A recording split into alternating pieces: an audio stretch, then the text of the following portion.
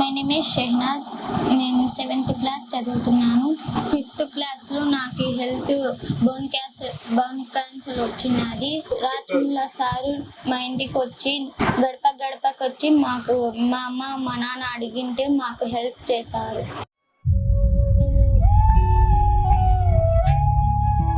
మా ఆయన బేల్దారి పని చేశాడు. ఆయన తేవాలా మేము తినాలా. నేను ఆ పాపని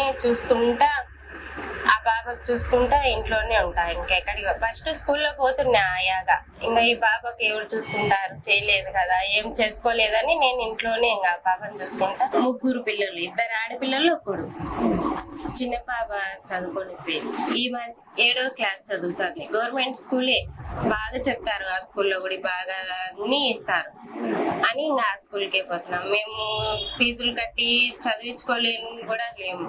ఇంకా వాళ్ళే. మా పాపకి బోన్ క్యాన్సర్.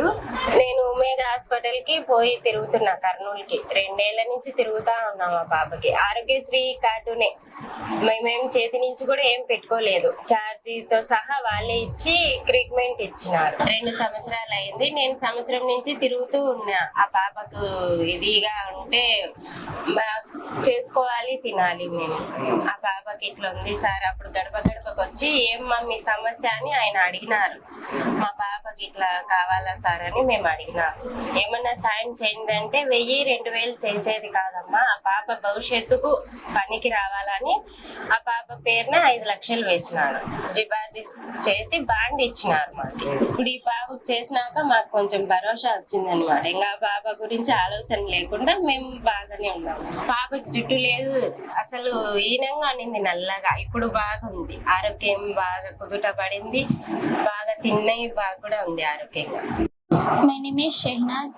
నేను 7th క్లాస్ చదువుతున్నాను. 5th క్లాస్లో నాకు హెల్త్ బోన్ క్యాన్సర్ వచ్చినది.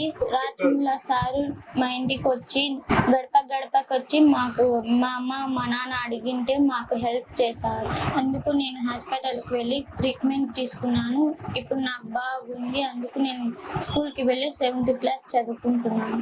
మా స్కూల్ ఇప్పుడు బాగుంది, బాగా చదువుకుంటున్నాము. అందరూ బాగా చెప్తారు. స్కూల్లో ఇంగ్లీష్ అండ్ తెలుగు మీడియం బాగా చెప్తున్నారు.